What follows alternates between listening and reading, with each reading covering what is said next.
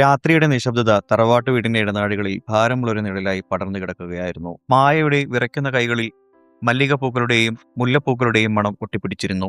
എങ്കിലും ആ പൂക്കൾക്ക് ഇന്ന് മരണത്തിന്റെ തണുപ്പായിരുന്നു. സ്വന്തം ഭർത്താവിന്റെ മണിയറ അലങ്കരിക്കുക. ലോകത്ത് ഏതൊരു പെണ്ണിനാണ് ഇത്രയും ക്രൂരമായൊരു വിധി എഴുതപ്പെട്ടിട്ടുണ്ടാവുക? തറവാട്ടിലെ വിശാലമായ കിഴക്കിനി മുറിയിൽ കട്ടിലിന് ചുറ്റും പനിനീർ പൂക്കൾ വിതറുമ്പോൾ മായയുടെ കണ്ണിൽ നിന്നും ഇറ്റുവീണ കണ്ണുനീർ തുള്ളികൾ ആ എതിരുകളെ നനച്ചു. മനസ്സ് തിളച്ചു മറിയുകയായിരുന്നു. 10 വർഷങ്ങൾക്ക് മുൻപ് ഇതേ മുറിയിലേക്ക് വലിയ പ്രതീക്ഷകളോടെ വിനോദിന്റെ കൈ പിടിച്ചു കയറി വന്ന ആ പഴയ രാത്രി അവളുടെ ഓർമ്മകളിൽ മിന്നിമറഞ്ഞു. അന്ന് വിനോദ് അവളുടെ കാതിൽ മെല്ലെ പറഞ്ഞിരുന്നു, മായേ, നീയാണ് എൻ്റെ ജീവൻ, ഈ തറവാട്ടിലെ വെളിച്ചം നീയാണ്. പക്ഷേ ഇന്ന് ആ വെളിച്ചം അണഞ്ഞു പോയിരിക്കുന്നു. ആ സ്ഥാനത്ത് മറ്റൊരു പെണ്ണ് വരികയാണ്, സൂര്യ. മായ ഒരു ദീർഘനിശ്വാസം വിട്ടു. നെഞ്ചുപൊട്ടുന്ന വേദനയെ പുറത്തു കാണിക്കാതെ ഓരോ പൂക്കളും അവൾ മെത്തയിൽ നിരത്തി. വിധി അവളുടെ ജീവിതത്തെ അത്രമേൽ പരിഹസിക്കുകയായിരുന്നു. മുറിയിൽ വാതിൽക്കൽ ഭാരമുള്ള കാരൊച്ച കേട്ടു. അമ്മായിയമ്മ കൗസല്യമ്മയായിരുന്നു അത്. മുഖത്ത് ദയയുടെ ഒരു അംശം പോലുമില്ലാത്ത അധികാരത്തിന്റെ ഗർഭ നിഴലിക്കുന്ന ഭാവം. എന്തെടുക്കുവാടി അവിടെ? കൗസല്യയുടെ ശബ്ദത്തിൽ വിഷം കലർന്നിരുന്നു. മായ തിരിഞ്ഞു നോൽക്കാതെ പൂക്കൾ നിരത്തുന്നത് തുടർന്നു. കേട്ടില്ലടി, നിന്നോടാണ് ചോദിച്ചത്. വേഗം കൈവിറയ്ക്കാതെ പണി തീർത്ത് ഇറങ്ങിപ്പോകാൻ നോക്ക്. എന്റെ മകനും പുതിയ മരുമകളും പാലക്കാട്ട് തറവാട്ട് വീട്ടുപടിയെത്താറായി. അവർ വന്നിറങ്ങുമ്പോൾ നിന്റെ ഈ മൂദേവി മുഖം അവരുടെ മുന്നിൽ കാണരുത്. 10 കൊല്ലമായിട്ടും ഒരു കുഞ്ഞിനെ പെറ്റി വീഴ്ത്താൻ കഴിയാത്ത നീ, നിന്റെ ഈ ശാപം പിടിച്ച കണ്ണുകൾ ആ പുതിയ പെണ്ണിന്റെ മേൽ വീണാൽ അവളും ഒരു മച്ചിയായി പോകും. മച്ചി. ആ വാക്ക് മായയുടെ കാതുകളിൽ തറഞ്ഞു കയറി. കഴിഞ്ഞ 10 വർഷമായി കേൾക്കുന്ന വാക്കാണത്. ആദ്യമൊക്കെ കരഞ്ഞു തളരുമായിരുന്നു. എന്നാൽ ഇപ്പോൾ ആ വാക്കുകൾ കരളിലേക്ക് കത്തിക്കയറുന്ന ഒരു മൂർച്ചയുള്ള ആയുധം പോലെയായിരുന്നു. അമ്മേ, മായ ശബ്ദമിടറി വിളിച്ചു. എന്നെ അമ്മയെന്ന് വിളിക്കണ്ട, കുലം മുടിക്കാൻ വന്നവൾ. എന്റെ വിനോദിന് ഒരു കുഞ്ഞുണ്ടാവാൻ വേണ്ടിയാണ് ഞാൻ അവനെ കൊണ്ട് രണ്ടാമതൊരു വിവാഹം കഴിപ്പിച്ചത്. അതിന് തടസ്സമായി നീ ഈ തറവാട്ടിൽ നശിച്ചു കിടക്കുന്നുണ്ടല്ലോ, കൗസല്യ ക്രൂരമായി പറഞ്ഞു. മായ ഒന്നും മിണ്ടിയില്ല. സ്വന്തം തളർന്നു കിടക്കുന്ന രോഗിയായ അമ്മയെക്കുറിച്ചും അനിയത്തിയെക്കുറിച്ചും അവൾ ഓർത്തു. ഈ അപമാനങ്ങളെല്ലാം സഹിച്ച് ഇവിടെ കഴിയുന്നത് അവർക്കൊരു ഭാരമാകരുതെന്ന് കരുതി മാത്രമാണ് ഇറങ്ങിപ്പോകാൻ ഒരു വീടോ താങ്ങി നിർത്താൻ ഒരു കയ്യോ ഉണ്ടായിരുന്നെങ്കിൽ ഈ നിമിഷം അവൾ ഈ വീടിന്റെ പടിയിറങ്ങുമായിരുന്നു. മുറ്റത്തെ മെറ്റൽ പാതയിലൂടെ കാറിന്റെ ചക്രങ്ങൾ ഉരുണ്ടു നീങ്ങുന്ന ശബ്ദം കേട്ടപ്പോൾ മായയുടെ ഹൃദയമിടിപ്പ് ഇരട്ടിയായി. പൂജാമുറിയുടെ കനത്ത തടി കൊണ്ടുള്ള വാതിലിന് പിന്നിൽ ഇരുട്ടിന്റെ ആവരണത്തിൽ അവൾ തളർന്നു നിന്നു. പുറത്ത് പൂമുഖത്ത് വലിയ നിലവിളക്ക് കൊളുത്തിവെച്ച് നിർവൃതിയോടെ കാത്തു നിൽക്കുന്ന കൗസല്യമ്മയുടെ അട്ടഹാസത്തിന്റെ അടിയിലകൾ അന്തരീക്ഷത്തിൽ തങ്ങി നിൽക്കുന്നുണ്ടായിരുന്നു. കാറിന്റെ വാതിൽ തുറക്കപ്പെട്ടു. പട്ടുടുത്ത മുടിയിൽ തുളസിക്കതിരും മുല്ലപ്പൂക്കളും ചൂടിയ ഒരു പെൺകുട്ടി തലതാഴ്ത്തി ഇറങ്ങി. സൂര്യ. അവളുടെ മുഖത്ത് ഒരു പുതിയ ജീവിതത്തിലേക്ക് കാൽവെക്കുന്നതിന്റെ അമ്പരപ്പും അപരിചിതമായ ഈ വലിയ തറവാടിനെ കുറിച്ചുള്ള ഭയവും നിഴലിച്ചിരുന്നു. പക്ഷേ അവളുടെ കൈപിടിക്കേണ്ട ഭർത്താവ് വിനോദ് ഒരു കുറ്റവാളിയെപ്പോലെ തലകുനിച്ചാണ് കാറിൽ നിന്നിറങ്ങിയത്. വിനോദിന്റെ ഉള്ളിൽ ഒരു കടലിരമ്പുന്നുണ്ടായിരുന്നു. അവന്റെ കണ്ണുകൾ ചുവന്നു തടിച്ചിരുന്നു. മുഖത്ത് വധശിക്ഷയ്ക്ക് വിധിക്കപ്പെട്ട ഒരു നിസ്സഹായത മാത്രം. കാറിൽ നിന്നും പുറത്തിറങ്ങിയ നിമിഷം അവന്റെ കണ്ണുകൾ പൂമുഖത്തെ വിളക്കിലേക്കോ അമ്മയുടെ ചിരിക്കുന്ന മുഖത്തേക്കോ അല്ല പോയത്. പകരം ആ തറവാട്ടിലെ ഓരോ ജനൽപ്പാളികളിലും ഇരുളടഞ്ഞ ഇടനാഴികളിലും അവൻ തിരിഞ്ഞത് മായയുടെ രൂപമായിരുന്നു. അവന് മായയോടുള്ളത് വെറുപ്പോ വഞ്ചനയോ ആയിരുന്നില്ല. ഹൃദയത്തിന്റെ ആഴങ്ങളിൽ സൂക്ഷിച്ച പരിശുദ്ധമായ സ്നേഹം മാത്രമായിരുന്നു.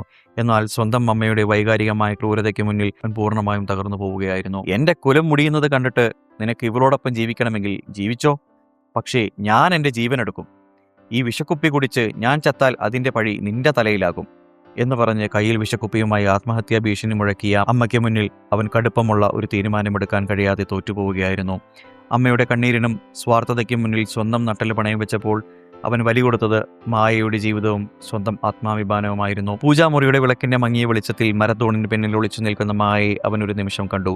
ആ കാഴ്ച അവന്റെ കരളിൽ തുളച്ചു കയറി. മായയുടെ കണ്ണുകൾ നിറഞ്ഞു കവിയുന്നുണ്ടായിരുന്നു. വിനോദ് നിലവിളക്ക് കയ്യിലേന്തിയ പുതിയ വധുവിന്റെ ഒപ്പം പടികയറുമ്പോഴും അവന്റെ ഉള്ളം അലറിക്കരയുകയായിരുന്നു. മായേ, എന്നോട് പൊറുക്കൂ. എനിക്ക് മാറ്റാൻ കഴിയാത്ത വിധിയായി പോയത്.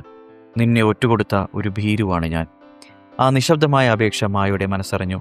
അവന്റെ കണ്ണുകളിലെ പാവബോധവും വേദനയും കാണാൻ അവൾക്കാകുമായിരുന്നില്ല. എങ്കിലും ആ നിസ്സഹായത സഹിക്കാൻ കഴിയാതെ അവൾ വേഗത്തിൽ കണ്ണുകൾ അടച്ചു കളഞ്ഞു.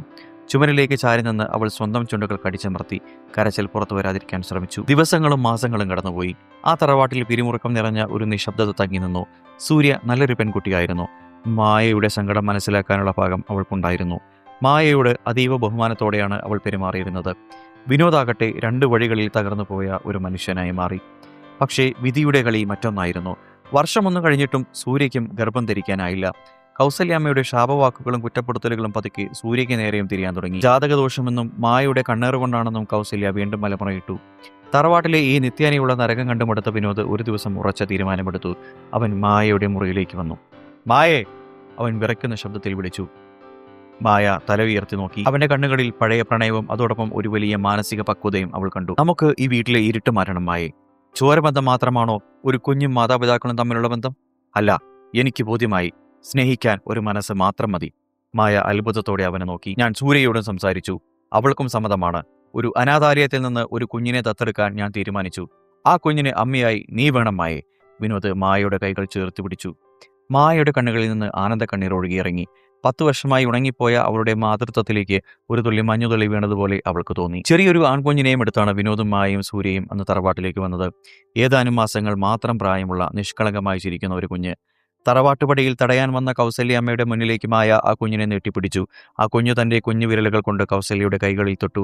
അതിന്റെ നിഷ്കളങ്കമായ കൊഞ്ചലും ചിരിയും ആ തറവാട്ടിലെ കല്ലുപോലെയുള്ള അന്തരീക്ഷത്തെ മഞ്ഞുപോലെ അലിയിച്ചു കളഞ്ഞു. വർഷങ്ങളായി കണ്ണീരും അപമാനവും അട്ടഹാസങ്ങളും മാത്രം കേട്ടിരുന്ന ആ തറവാട്ടുമുറ്റത്ത് ഇപ്പോൾ ഒരു കുഞ്ഞിന്റെ കളിച്ചിരികൾ മുഴങ്ങി തുടങ്ങി. കൗസല്യാമ്മയുടെ ഹൃദയത്തിലെ കഠിനത പോലും ആ കുഞ്ഞിന്റെ കുസൃതികൾക്ക് മുന്നിൽ അലിഞ്ഞുപോയി. അവർ മായയോട് നിശബ്ദമായി മാപ്പപേക്ഷിക്കുന്ന പോലെ ആ കുഞ്ഞിനെ നെഞ്ചോടടക്കി പിടിച്ചു. പഴയ കൈപ്പേറിയ അനുഭവങ്ങളും വൈരാഗ്യങ്ങളും ആ തറവാട്ടിൽ നിന്നും പതുക്കെ മാഞ്ഞുപോയി. മായയുടെ തകർന്നടിഞ്ഞ ജീവിതത്തിലേക്ക് മാതൃത്വത്തിന്റെയും വിനോദിന്റെ തിരികെ ലഭിച്ച സ്നേഹത്തിന്റെയും പുതിയൊരു വസന്തകാലം കടന്നു വന്നു. മണിയറയിൽ വെച്ച വാടിയ പൂക്കൾക്ക് പകരം ആ തറവാട്ടിലെ ഇപ്പോൾ സ്നേഹത്തിന്റെ പൂക്കൾക്ക് സുഗന്ധം വിരിഞ്ഞു തുടങ്ങി. ഇപ്പോൾ സ്നേഹത്തിന്റെ പൂക്കൾ സുഗന്ധം പരത്തി വിരിഞ്ഞു നിൽക്കുന്നുണ്ടായിരുന്നു. കഥ ഇവിടെ ഒരു ശുഭപ്രതീക്ഷയോടെ സമാധാനത്തിന്റെ പുതിയ പുലരിയിലേക്ക് വഴിമാറി.